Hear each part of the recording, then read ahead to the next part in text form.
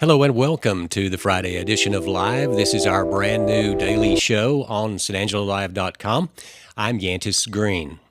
The heat continues to make its presence felt across the Concho Valley, but there appears to be some relief on the way when it comes to the mesquite heat fire, that big wildfire over in Taylor County, which is where we begin with the latest from Taylor County.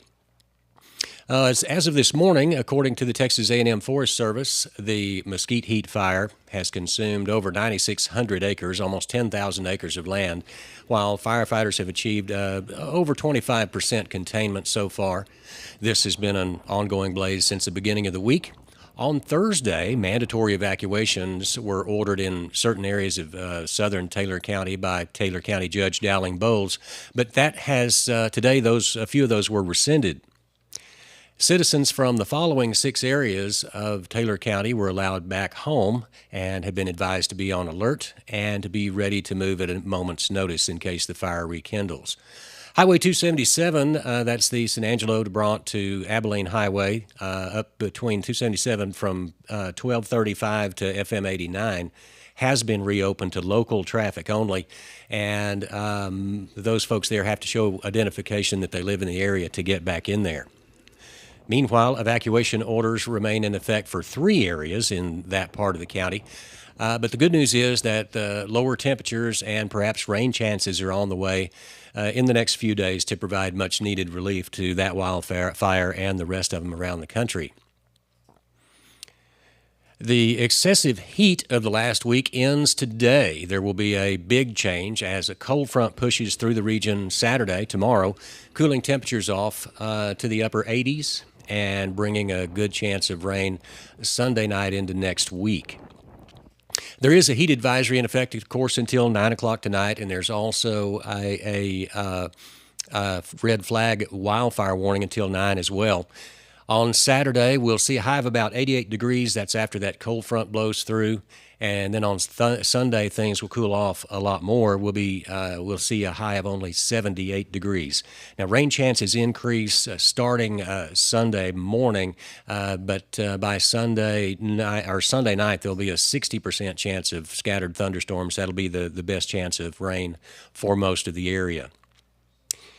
Other news in court today in Tom Green County, a capital murder suspect took a plea deal in exchange for a guilty plea to a lesser charge of murder. 47-year-old David Navarro will be sentenced to 25 years in prison for his role in the murder of Eric Torres.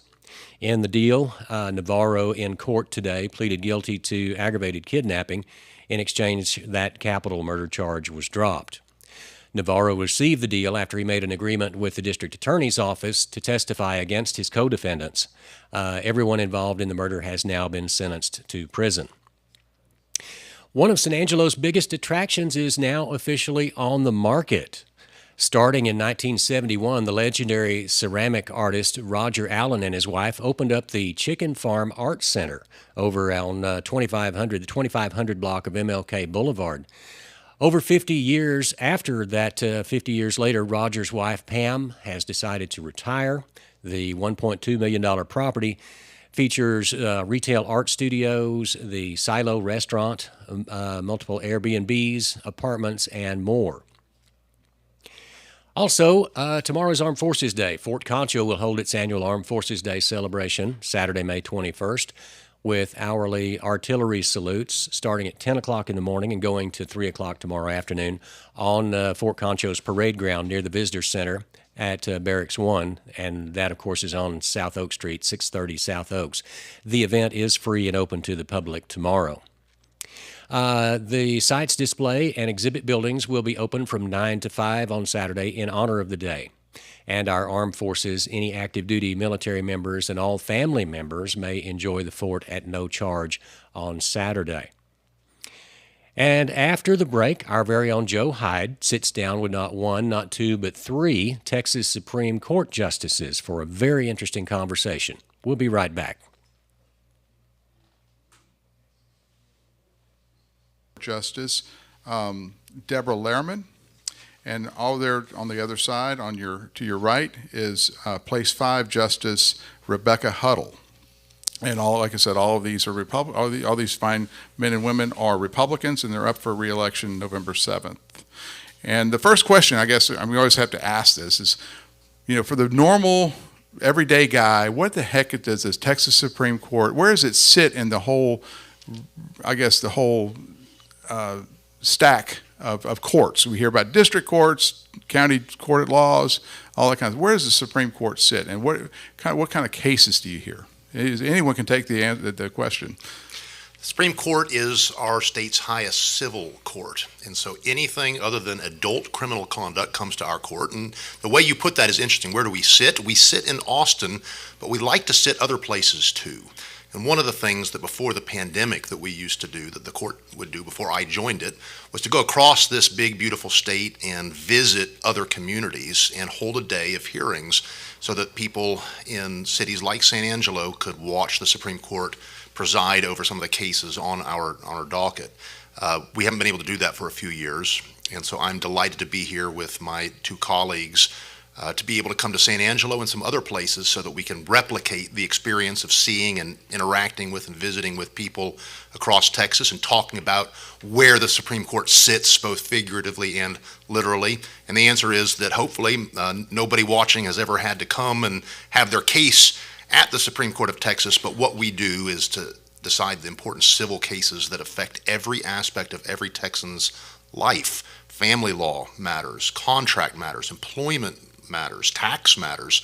Everything in the civil side of our docket comes to us, and our job is to try to make the law as clear and uniform and consistent across our state as we can. I was going to follow up with that, and Justice Lehrman, maybe you can take the lead on this one. Since you're here in Tom Green County, I want to talk about a local issue, and kind of so mostly to illustrate to people here in the county how some decisions that our Texas Supreme Court makes impacts our county. Obviously, COVID impacted the entire nation, the entire world. But here locally, as far as our judicial justice system, COVID backed up our entire court system. And one of the not the complaints, but one of the reasons was we had like the Office of Court Administration, or OCA, which the Supreme Court has a lot to say in how they administer the rules. They came out with the COVID social distancing policies and things like that. And what happened was we couldn't sit large juries. So when we had a murder trial, for example, we had no room, no facility in San Angelo, Texas, where we could seat a jury large enough, or a jury pool large enough to be able to do the jury selection in order to have the trial. So what we had was we had a lot of hardened criminals, more and more hardened criminals stacking up in our jail. Our jail has a population or a limit of about 551 people. We had, sometimes during the COVID, we had over 600 in there. So how did COVID impact statewide? You saw the picture from the top, and how did that relate to what we saw here in Tom Green County? Justice Lehrman. It was a very challenging time, as we all know. The last 2 years have been devastating to the citizens of this great state, and it was very challenging for the court because here we were faced with this reality that we were all pretty much quarantined, and that meant that none of us could go anywhere, yet justice has to proceed. And in those cases that you're talking about where you have people who are accused of crimes, and their liberty is at stake on the one hand, and on the other hand, many of them are accused of very, very serious, dangerous conduct. And so what do you do? Through the Office of Court Administration, our Chief Justice worked very, very closely with that office and came up with this idea of Zoom hearings, and that's what we instituted. At our court, we actually did not miss a beat. We had our very next oral argument that was immediately after the entire quarantine started was conducted by Zoom. And for an appellate court, that works pretty well. I think we like it better to be there in person, but because we don't have exhibits, we don't have those types of issues where a judge's role on the appellate court is not to have eye-to-eye contact with the witnesses to be able to judge credibility and those kinds of things. We're looking at the law and at the record, basically. And so it worked very well for our courts. Some of the district courts had a little bit more issue with that, and I think that's really what you're getting at. Right. And that was really a big issue in terms of our criminal courts. So now we have a backlog. We have a lot of visiting judges throughout the state who are really, really stepping up and helping for us to get rid of that backlog because it's something that certainly has to be dealt with sooner rather than later. But it was certainly an issue. Now we're looking at how much we've learned in terms of virtual hearings as far as what we should keep and what we should not keep. And there were some good things that we learned from the pandemic in terms of virtual hearings. Right. We have a committee who's looking into that, who will report back to us through our advisory board, and we'll make some more long-term decisions. But those questions are very, very challenging. They're not easy answers, but it's important, and we are looking at it seriously. Judge Huddle, I want to follow up with that question. One of the things that happened is the county got saved by Zoom in that we used to have the jail right across the street from the old historic courthouse, and once or twice a month we'd run all the people that needed criminal pretrials across from the jail into the courtroom, and they'd have this mass hearing. To do that today would cost the county a fortune in transportation costs. We'd have to become basically a bus company to do that. So the Zoom calls for criminal pretrials is actually saving us money. Yet, I hear there's rumblings in Austin, primarily on the legislative side, that we might want to do away with Zoom calls for criminal hearings if the judge makes a decision about that person. I mean, it could be a pretrial where they make a decision about, I guess, a plea deal or whatever. And so therefore they would do away with the Zoom calls altogether, and that's going to end up costing Tom Green County a fortune. Where are your thoughts on as far as what types of hearings you could have on Zoom and just talk about the legality and the rights of the citizens when we're using Zoom? Well, thanks. So the example you gave is a great, very concrete example that anyone living in Tom Green County can physically see, right? People walking across the street. The challenge in figuring out what of Zoom to keep for the long term into perpetuity and what to do away with now that we've come out of the pandemic, we've developed tools for managing it, is to find the right balance. There are lots of ways in which Zoom has been an incredible asset. It has allowed, the example you just gave is a great one. It has allowed these pretrial hearings to happen at huge cost efficiency. That efficiency we've seen in many other places of the law. Take family cases, for example, where you have families that need to come to court, where children may be needed to be pulled out of school to drive 2 or 3 hours to the courthouse to just have a formalistic 10-minute exchange with a judge. Well, it doesn't make sense to put that burden on the family or on the child taking them out of school, having the parents take a whole day off. I mean, that is a quintessential example of where Zoom makes sense and we should keep it. There is the other end of the extreme, though, where Zoom cannot replace everything that happens in a courtroom, and it isn't appropriate, in my view, for every kind of activity that goes on in a courtroom. If you have a criminal trial, for example, we don't have adult criminal jurisdiction, and so this is not where we work, but that's not an exercise that should be happening on Zoom absent agreement. There are constitutional issues, the right to confrontation. There are lots of constitutional issues at stake, and so I don't view Zoom as a replacement for the old-fashioned courthouse, but I do think there are some savings to be gotten. The trick is in figuring out and writing a new rule that delineates where we should take advantage of those efficiencies. But it can't be everywhere.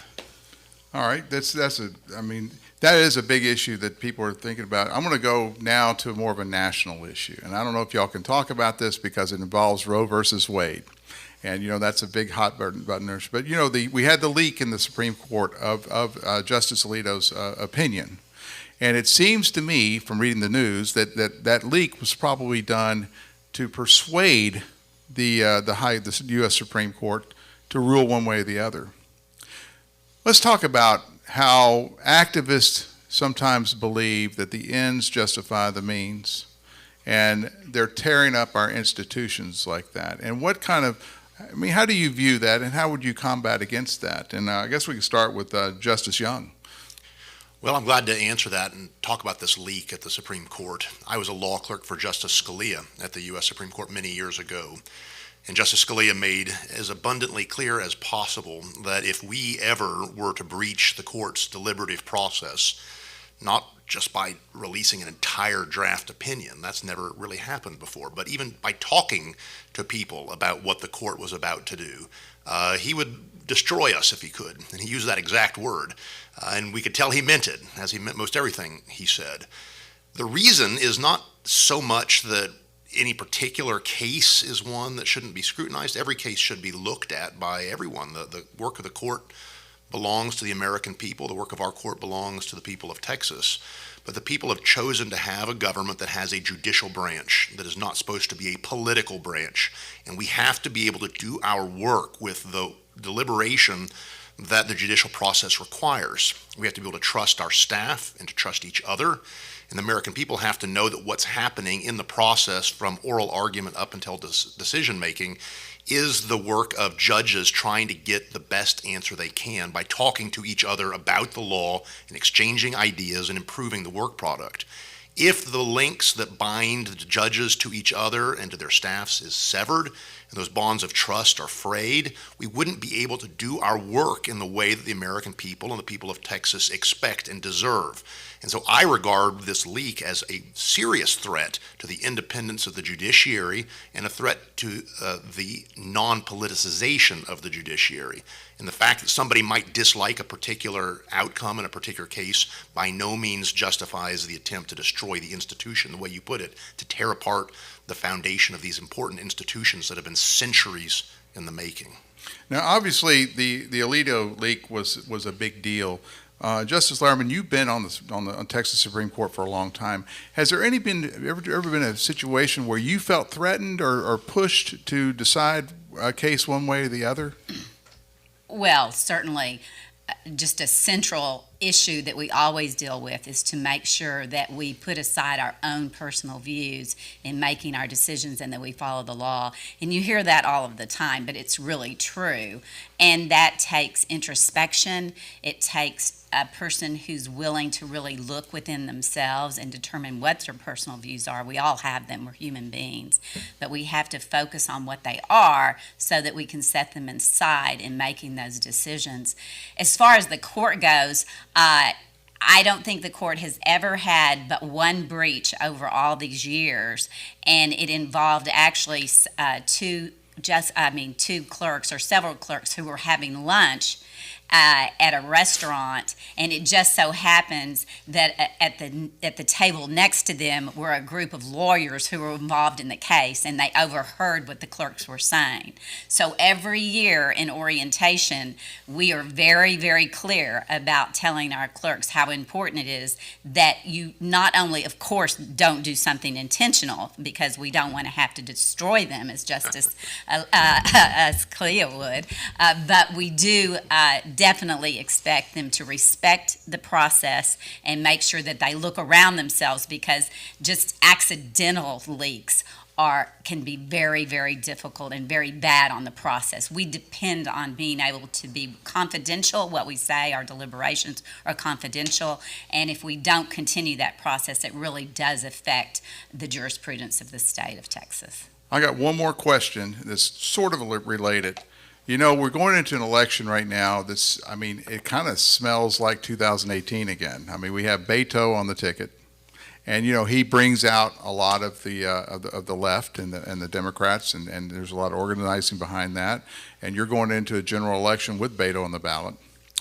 You know, the Third Court of Appeals in Austin was overturned from Republican to Democrat on Beto's coattails.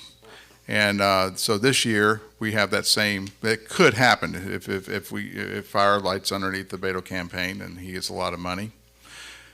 I interviewed every candidate on the third court, every Democrat that won, and one of the big things I would always say, because I'm a Republican, I would say, how's a Democrat going to interpret the law? Are you going to interpret the Constitution as an originalist? How do you view the law as opposed to how, I say, Justice Bork would? Remember the Bork hearings back in the late 80s? And all of them said it's the law. It's all about the law. It's not about being a Democrat. It's not being about a Republican. So, Justice Huddle, a Republican versus a Democrat view of, I guess, the Constitution, and we can start from the top and kind of work down. How different would that be, having a Republican charge of making a decision versus having a Democrat in a judicial judge kind of thing? Well, the irony of it is that it should be the very same, right? The work that we do, the substance of what we're doing, should not be political. And so every lawyer, every judge who's approaching a case, a decision, if they are actually following the law, ought to come to the same conclusion. And so that the mantra you just said that you heard from candidates in the past is one that we hear all over the political spectrum, and everyone says it. And so I'm going to follow the law. I won't legislate from the bench. Nearly every judicial candidate can be heard to say those very words. And so the question becomes for me, how do you know whether that will be true, or those are just words someone is spouting for the sake of trying to earn a few more votes? And that can be a difficult question. It can be it take energy to do, but in the case of many justices who have served before and have a body of work, I mean, that is one thing to do, is look at their record. What have they done in the past? And so that's one obvious approach to get at the question of, can I trust this person when they say this is the kind of judge I'm going to be? Can I answer that as well? Sure, go for it. The concept of I will follow the law, I assume to be true. I assume that every judge who says that means it. I don't think anybody's probably lying to you. But the question is, well, how do you find out what the law is? What is the law to you? And if the law is what social consensus ought to make it, if it's what you think good policy is, if it's what you think the evolving standards of constitutional law might be, it's a very difficult question to answer, to say, well, I'm going to follow the law. Well, what is that? On the other hand, if your commitment is to understanding what the words of the Constitution, what the words of a statute meant at the time that they were enacted, that's essentially what originalism, what textualism, as Justice Scalia called it, what that is. It doesn't make it easy, as Justice Huddle says. Sometimes a statute can be dozens and dozens of pages long. Contracts, you can have many contracts all interlocking, and they might have been written over decades. You could have the same thing with any legal document in any branch of the law. It can be very hard work. But if we're committed to the idea that the words used in legal enactments have meaning, that meaning is findable, and then it can be applied by judges, then judges are doing a very different job than those who might think that judges are there to rule society and find out what is good and true and how people should live their lives. I can only answer for myself. I can't answer for other Republicans or for Democrats, but the way that I understand the judicial function to be different from the legislative or executive branch function is that my authority extends only to doing the lawyerly task of saying, here's what the Constitution meant when it was enacted, and so it means the same thing today. Now let's apply it to whatever new circumstances might have arisen. And that's the opposite of living constitutionalism or purposivism or any of the other isms that are out there that take judges away from interpreting the law as it was written and move it more towards making the law, remaking the law in their own image. Justice Lehrman, I want to follow up with that just to give you a historical context. I mean, you've been on the court for a long time. Have you been on the court where it kind of leaned a little bit more to the left than the right? And, you know, just kind of tell me what the feeling or, you know, how that was working out for you. I haven't really seen a difference in that. The entire time that I've been on the court, I believe that all of the justices are really dedicated to that principle of really trying to make sure that we are not deciding these cases in accordance with our own personal views. And I can tell you that every one of us has made decisions that if those decisions were based upon our own personal views, they would have not come out the way they did or in accordance with our particular opinion, because that's just not what it's about. We really work so hard to look at whatever it is, whether it be a statute, whether it be a contract, whether it be the Texas Constitution, the United States Constitution, look very, very hard at those documents to make sure that we're following those things. And so many of our cases involve statutory interpretation. A huge number of cases involve that. That's not always easy, as my colleagues have said, to figure out exactly what those statutes mean, because they're very long and sometimes they're very confusing, quite frankly. But we do the best we can to really determine what the law is and put our own personal views aside. And I've really seen that the entire time I've been on the court. Well, thank all three of you for coming by the San Angelo Live Studios. This is a real honor for our small little news organization.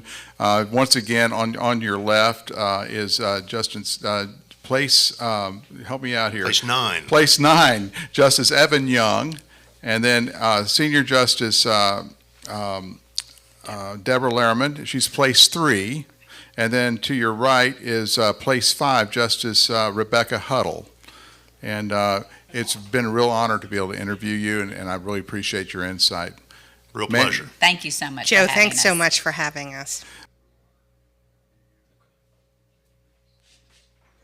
And that's the kind of interview you'll be seeing on San Angelo Live going into the future. We want to thank the Tom Green County Bar Association for helping us get those 3 Texas Supreme Court justices here.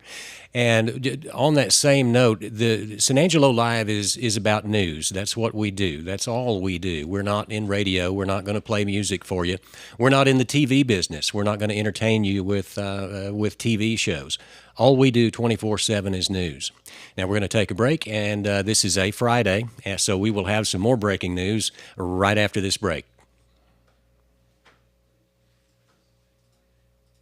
For 6 years as an ER and OR nurse right here in San Angelo, I experienced firsthand the effects of mental illness. According to studies, 3.3 million Texans are living with mental illness. In Tom Green County, 25% of our jail population suffers from some level of mental illness that costs us tax dollars. Using my experience and training as a healthcare professional, I have a plan to help families, which means reducing pressure on law enforcement. I'm Lane Carter, and I'm ready to serve you as your next Tom Green County judge.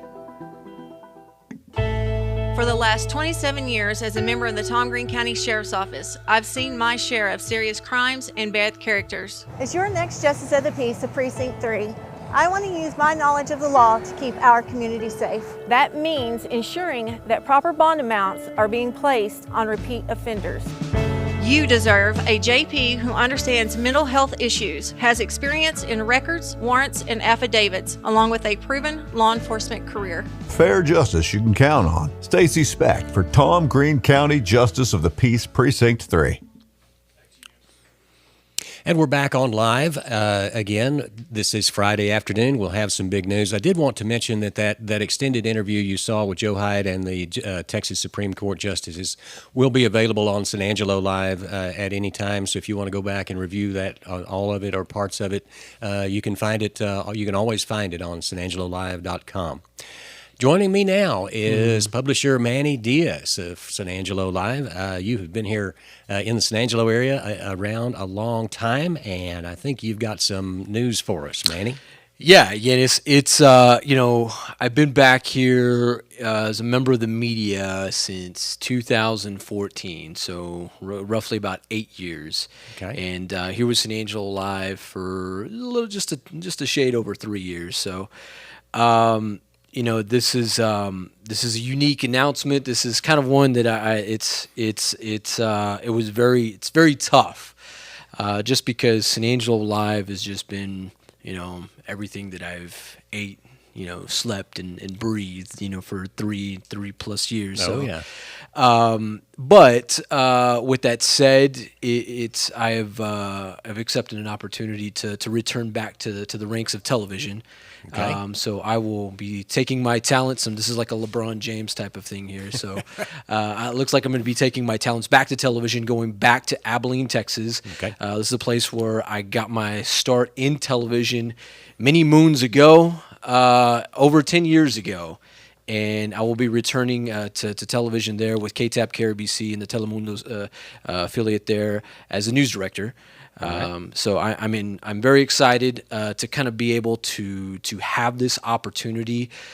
Big thank you to Albert Gutierrez, the GM of that particular station there. So, but I with that said, I don't think I would be in this position to be able to take this opportunity without people like you, without Matt Trammell, James Bellini, Sonia Ramirez Munoz, Sam Fowler, a lot of different folks, and especially Joe Hyde.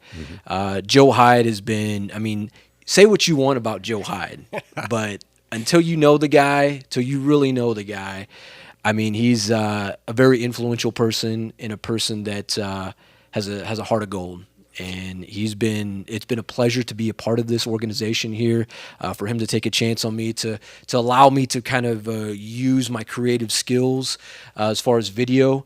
3 years ago, we weren't even close to having any of this live platform, and here we are doing this.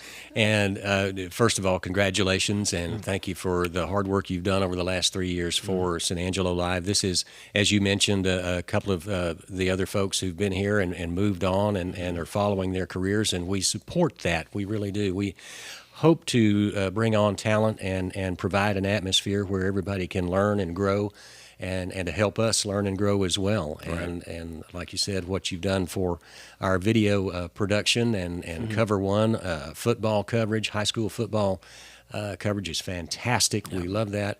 Nobody makes videos like you do, and we hear that from everywhere we go, and everyone we talk to, and it's always, can you send Manny? Can you send Manny to do our video? But congratulations. Thanks again. Sam Fowler has moved on to Central Texas, South Texas, and has had a wonderful opportunity in journalism, and he's an ASU graduate. Sonia was a writer in our newsroom, and she still contributes to us from time to time, and we're very glad to have her. Very glad that she's had the opportunities that she's had, and we will grow and we will evolve. And you are a permanent brick in the wall that we're building as San Angelo Live. This history that we're putting together here. Definitely, so. and this, I feel like this is a template that's been laid out in terms of how video live streaming can influence a community, how video production can influence a community, and I don't think I would have taken this position, taken this leap of faith, if you will, if I didn't feel like there's good people here. Matt Trammell and James Bellini, these guys are I think you're in good hands, with what they're doing, and up and coming guys. And then, one thing that I think that truly makes San Angelo Live just a fixture in the Concho Valley, the city of San Angelo, is the fact that, there's homegrown people like you that understand this place, that understand the people, that more importantly understand the people. And Joe Hyde, he may not be from San Angelo, Texas, as many pointed out during the Tom Green County judges race, but he has put himself in position to understand these people just like you. And I think, although I've always told myself, man, it'll be weird to go back to a corporate setting, to the corporate world. And I know we've laughed about this, but I think to have San Angelo Live as it's good because San Angelo Live pushes all these other corporations, because I guarantee you, people across town, KLSD, KSAN, KIDY Fox, these guys are extremely pushed because of San Angelo Live. And I know whenever I was across town at Fox West Texas, I would see everything that San Angelo Live was doing, and it would literally scare the hell out of me, because it was like, why can't we do those type of things? And it wasn't a matter of that we couldn't, but we just didn't have the people that had the influence that San Angelo Live has. And for as long as you have people like this place is going to be all right. We're going to be fantastic, and you're still going to be with us for a little while longer. Yeah, we are getting this live news show off the air, off the ground, and in the air, and on the air, and. Next week we've got election coverage. Oh my gosh! Yeah, that's putting a bow on what we started back in January. Exactly, and we've got some of the statewide candidates that we are going to be interviewing that are going to be here. We're going to have live election coverage Tuesday night. And hopefully we'll know who the winners are in all the statewide races, as well as locally in the GOP races that we put so much time and effort into. And bless the candidates' hearts, I'm sure they're ready to know what the final results are. So those are the kinds of things that we're working on for next week. And also, we've got. It just never ends. The interview opportunities that we have lined up. We were looking today, and there are folks who are reading us and quoting our interviews with the statewide officials who've come here, like that interview that Joe Hyde just did with the Texas Supreme Court judges. That's a very rare thing for West Texas media, and I don't believe anybody else in the Concho Valley could have done that in-depth of a story and done it quite that way. Absolutely. I don't think anybody could, and I don't think anybody in West Texas for that matter. I mean, Joe Hyde is, I think, I don't think people give him enough credit in terms of how knowledgeable he is about the law and about politics and things like that. And I tell you, learning from you guys, I feel like I'm a sponge, whenever you interview people, and I see Joe interview people over the years, and, will I get to that level? Hopefully, but am I still learning? Absolutely. And that's what makes this place so cool and so interesting, and it's a great platform to start at, and for anybody. I mean, San Angelo Live, San Angelo Live is a great place, and regardless of what people say, they keep on coming back to read us. That's it, and we live and breathe news. That's what we do. I love walking into this newsroom in the morning, and in anticipation of what are we going to cover today, what's going to go on today, and it's never boring. It's never repetitive because people are out there doing stuff, both good and bad, and we have to cover all of it, but it's different every day. Yeah, definitely. Well, Manny, thank you for coming, and thank you for enlightening us, and good luck with everything along the way, and I'll turn this over to you. Yeah. So thank you, San Angelo. Thank you, Concho. Thank you, the Concho Valley. Thank you, West Texas. I feel that this has been an amazing opportunity to come into your homes, come into your on your phones, on your laptops, whatever platform that you've been viewing us, and for trusting me to be able to present the news, present sports, present just really in-depth features. And I take that I take a lot of pride in that. And although I I'm leaving San Angelo. I will still remain in West Texas. Abilene has kind of been always a second home to me just because that's where I got my start in television. So I thank you so much for trusting me for these three plus years to be a part of your lives. And with that, on that final note, Cover One, I will say this, Cover One will be remaining with San Angelo Live, so it's in great hands with the folks of James Bellini, Matt Trammell, and of course Joe Hyde.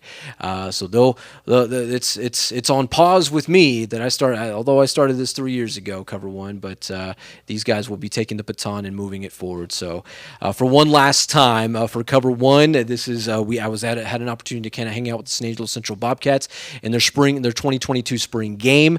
It was an absolute blast. Defense looks phenomenal. Offense has maybe a few tweaks to address, but they're on their way. So without further ado, Cover One, San Angelo Central Bobcats, spring game 2022. Thank you. God bless. This is not goodbye. It's more like I'll see you down the road.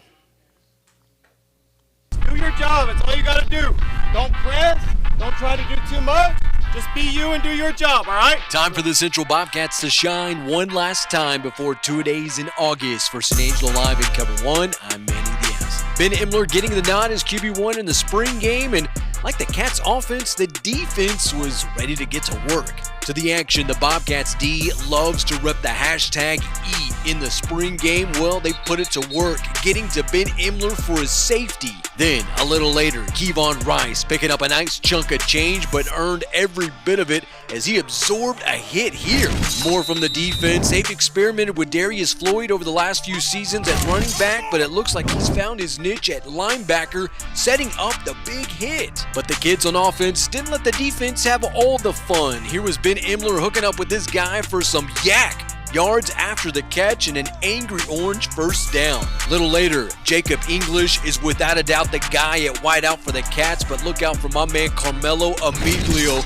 Dude will be a junior next season, listed at 6'3", $185, and with some hands. But of course, a Central highlight wouldn't be complete without a Jacob English sighting like hot butter on breakfast toast. This cat can melt away a defense. Here, going up for the jump ball, good for the Bobcats touchdown. Keeping the English theme, Jacob's little brother Squeak as the signal caller here, and not a bad pitch and catch, but the defense almost coming up with a monster hit. More from the kids on defense. By the looks of things, they're going to be a problem for opposing offenses next season, showing some giddy up and pop. Third quarter now, the offense trying to make some moves, but Jacoby Yates shutting that down real quick, taking it back for a pick six. I tell you, plenty to be excited about when it comes to this Central defense. But Imler would not be discouraged. Check out this throw and catch, finding Cedric Fuentes for the big gain. But another look at that grab. What a catch. Few plays later, they give it to Tyree Brawley to put a bow on the drive, taking it in for 6. The offensive ones got in the end zone twice, while the 2s and 3s added a few more scores as the offense goes on to win it 31-5. After it was all said and done, the old ball coach Kevin Crane talked about the kids on defense, plus the progression of the QB1 at the moment, Ben Imler. I thought he had some bright spots. He had some spots where, he probably could have done a little bit better, but that was everybody, not just him. So proud of him overall for his performance, proud of the way he progressed this spring, and, the goal is to get better from here on out. They got after the offense tonight and made it tough on them, and so that was nice to see. We feel like we've played really good defense around here for a long time, and we feel like if our defense plays, championship quality defense, then we got a real chance to have a good season.